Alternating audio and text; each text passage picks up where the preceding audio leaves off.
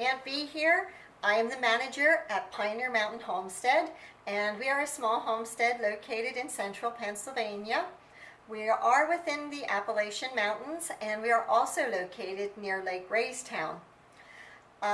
Today I'm going to show you how to make tomato sauce. This is something I've been asked to show, how I make my tomato sauce. And basically I just make the sauce and I can it, and the canned sauce ends up being part of our stock for our winter's food supply. But tomato sauce is very versatile. You can make it into spaghetti sauce, you can make it into ketchup, you can make it into barbecue sauce, or even tomato soup for that matter. So it's a good thing to know how to do. So let's get started. Okay, the first step in the sauce is to wash your tomatoes, and then you want to cut off the blossom end and any imperfections, and cut out the core where it was attached to the stem.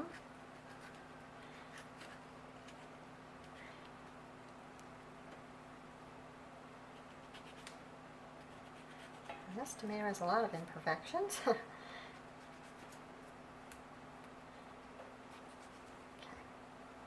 And then I just quarter it and put the quarters into a pot.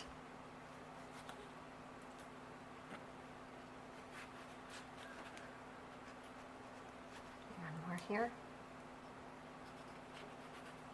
And you can make sauce with just about any tomato. I've even used cherry tomatoes when I've had an overabundance of them. They take a little bit longer to prepare, but they can be used for a sauce. Typically I use Amish paste, similar to a Roma tomato, for sauce, but for this year we didn't have them come in as well, so I'm using this variety of tomato, and this is a variety known as celebrity tomatoes. And they are a nice market tomato. Pretty much a consistent size. Now we grow organically. We are not certified organic, but we use organic practices. We found that the paperwork was not worth getting because of the cost factor, just to claim that we were certified organic, but that's the way we do it. And I'll do one more here. This one's really bad.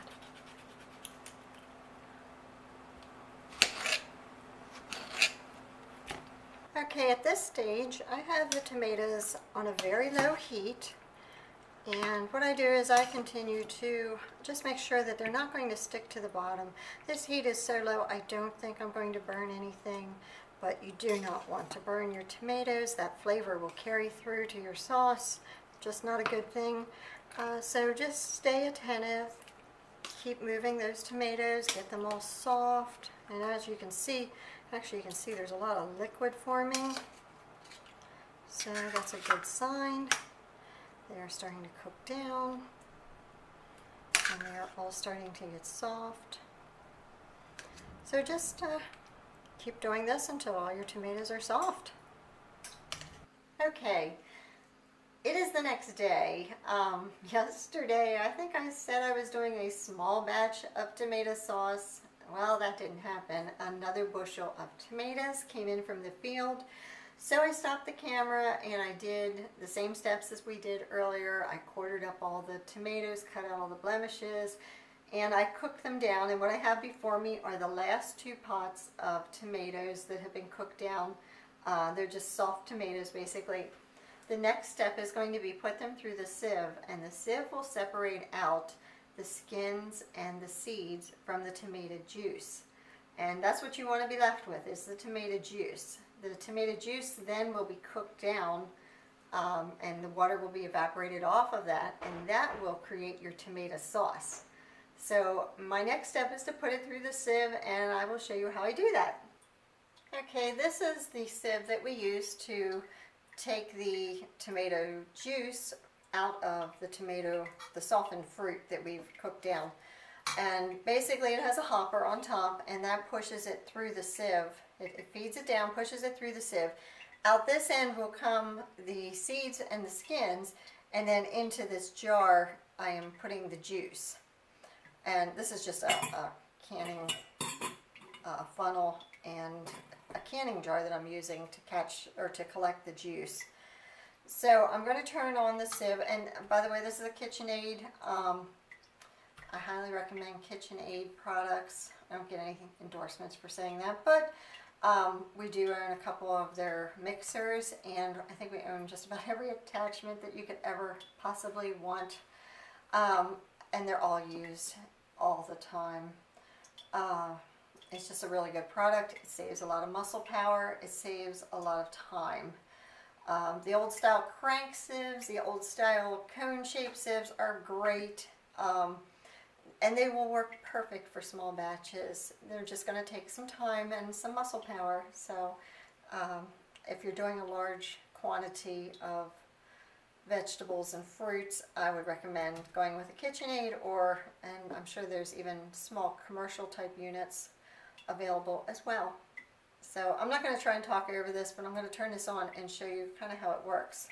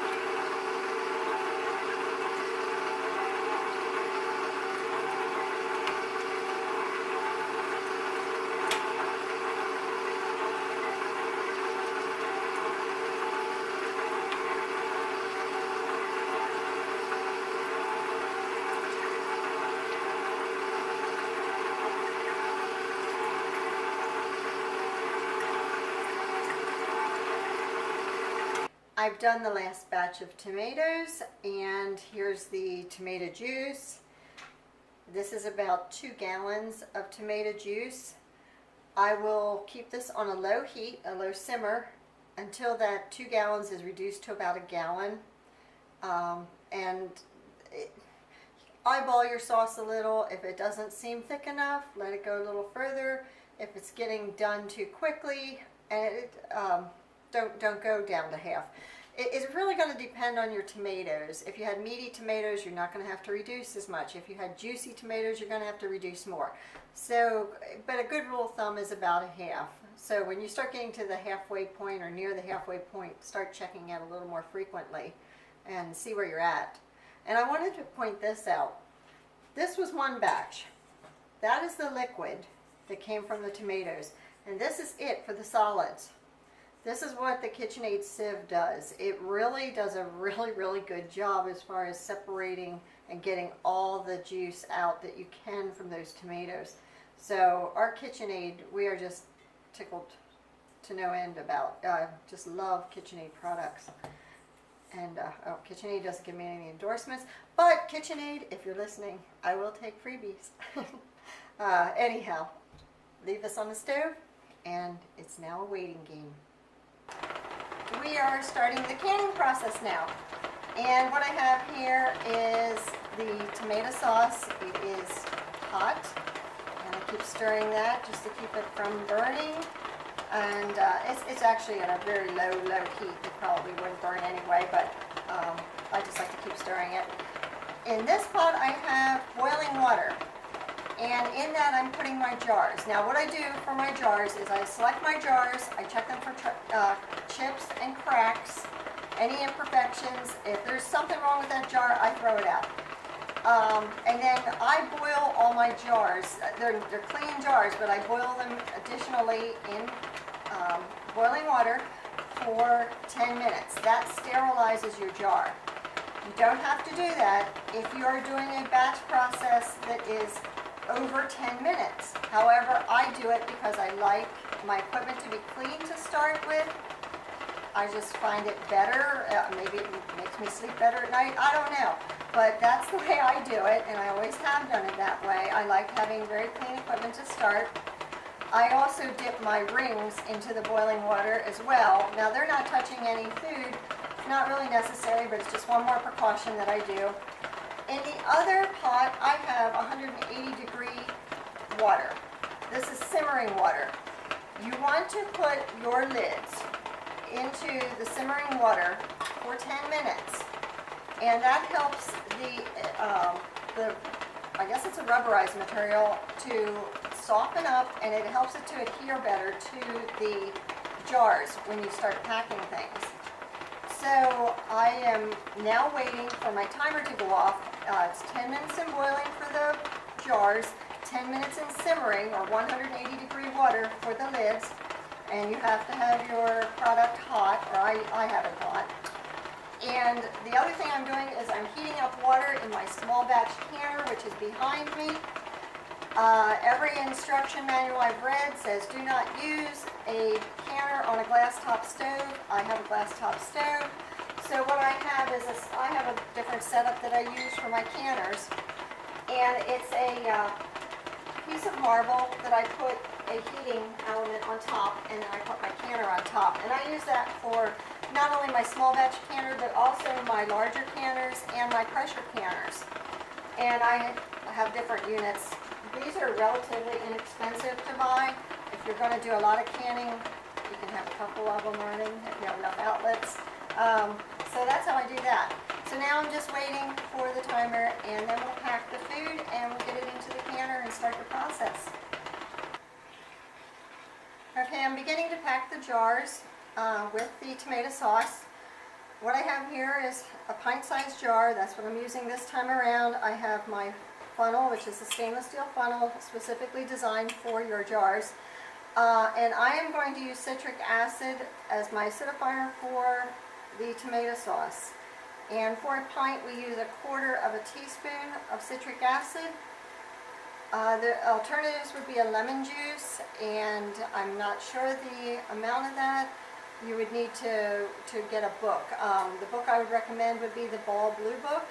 It's specifically for canning and freezing, and it's a really good reference book, and it'll tell you and explain to you everything that you need to know about canning and safe procedures. So that would be a good place to start if you're a beginner canner. So I have my citric acid in this jar, and I'm going to ladle my food in. And for sauces, typically the headspace for acidic sauces, the headspace is 1/4 inch. So I'm going to ladle the food in to within 1/4 inch of basically the top of the jar. When they talk about headspace, that would be the amount of space between the bottom of the lid and the top of the product.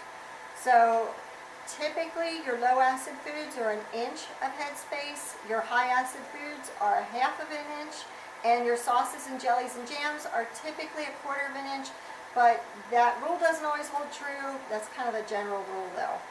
So I have this one filled up to within 1/4 inch of the top, and I'm going to set it aside and just continue filling all my jars.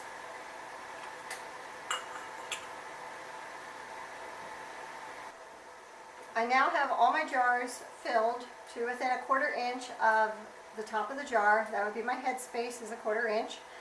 And I want to take a damp cloth that I've dampened in very hot water, and I go around the tops of each jar to make sure there's no food particles there.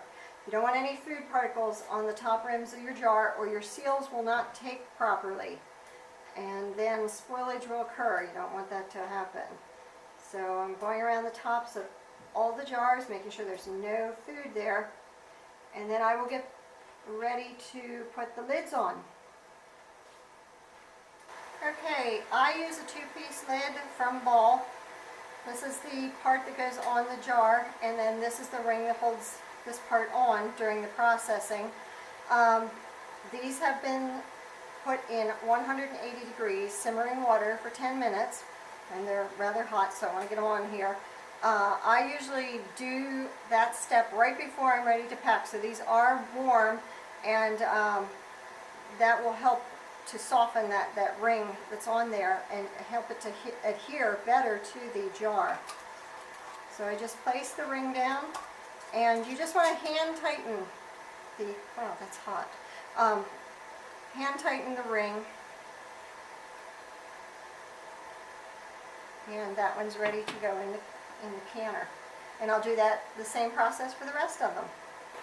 The next step is to lower your jars down into the canner.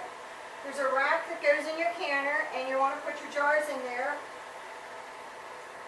The water that's in the canner is already heated up.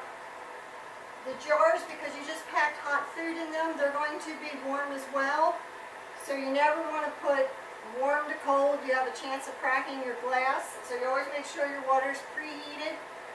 And then that hot jar going into that hot water should not crack your jars. And I'm going to lower this down next into the canner. All the jars are in the canner, and the canner has about 1 inch to 2 inches of water above the top of the canning jars. So the canning jars are submerged 1 inch to 2 inches below the water level. What I'm doing now is I'm bringing this up to a rolling boil. When it hits a rolling boil, I will cut the heat slightly back to a gentle boil. At that moment, I start my timing. For pint-sized tomato sauce jars, you want to have them in the water bath for 35 minutes. So when I cut back to that rolling boil, I will set my timer 35 minutes, and we will leave them in there. And when the 35 minutes is up, we'll cut the heat, take the lid off, and I will be back with you when that happens. Alright, 35 minutes have gone by. At the end of the 35 minutes, I turned the heat off, and I took the lid off of the canner and pulled the rack up, and I'm just going to remove the canned goods. You want to put them in a location where they're not going to get a lot of draft or cool air on them, because cool air on hot jars could crack them. And when you set them, make sure they're 1 inch to 2 inches apart. And they're going to be left in this location for 24 hours. So put them someplace that they're not going to be in your way, and let them sit.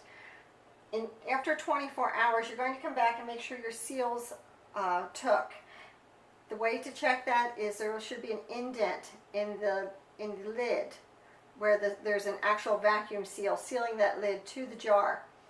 At that point, you can remove the rings, and I always do, because if you have a jar that's bad and pressure builds up, you want that seal to crack so you know not to use that product. So I always take the rings off. I've heard some people don't, but it's a good practice to take them off. And that vacuum seal will hold those canned goods for a very long time.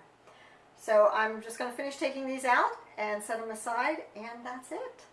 So that's basically the whole process for canning tomato sauce.